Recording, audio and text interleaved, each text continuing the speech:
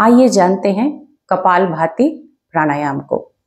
भस्त्रिका प्राणायाम को करके हमने अपनी प्राण शक्ति अर्जित की, वहीं पर कपालभाति प्राणायाम के अभ्यास से हम विकारों का विसर्जन करते हैं।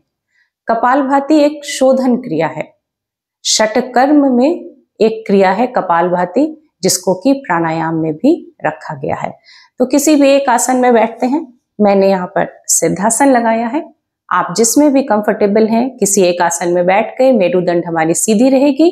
शक्तिपूर्वक सांसों को छोड़ते हैं।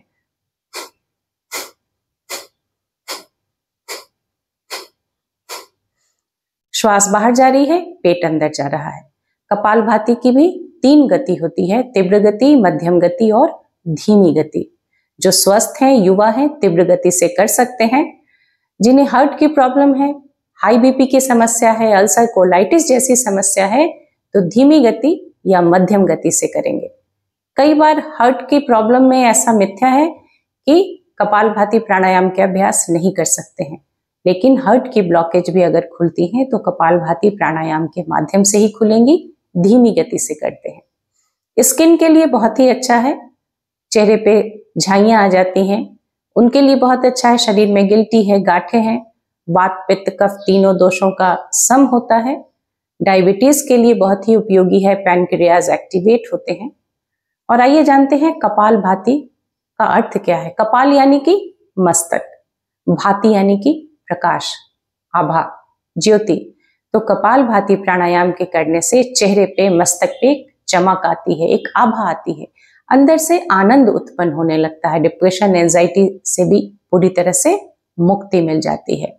और सबसे बड़ा लाभ है कि योग के जब आप नियमित अभ्यासी बनते हैं, कपालभाति के नियमित अभ्यास करते हैं, तो जो शरीर में लगातार परिवर्तन घटित हो रहा है वह सही दिशा में घटित होता है। हमारे शरीर के भीतर एक निश्चित समय पर सारी चीजें बदल रही हैं। WBC, RBC, cholesterol level, bone cells, skin cells, ये सारी चीजें एक निश्चित समय पर बदल रही हैं।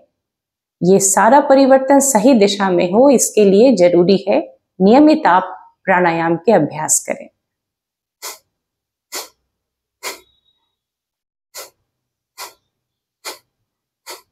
सामान्य लोगों के लिए सामान्य सी गति, 1 सेकंड में 1 स्ट्रोक लगाते हैं, जैसे घड़ी में सेकंड की सुई चलती है।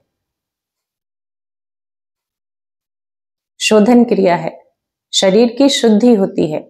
श्वसन तंत्र के माध्यम से 70% शरीर की शुद्धि होती है, और उसमें भी कपालभाति प्राणायाम के माध्यम से।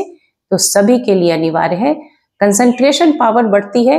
अगर बच्चे भी इस प्राणायाम को करते हैं तो एकाग्रता बढ़ती है, कंसंट्रेशन बढ़ता है बच्चों का।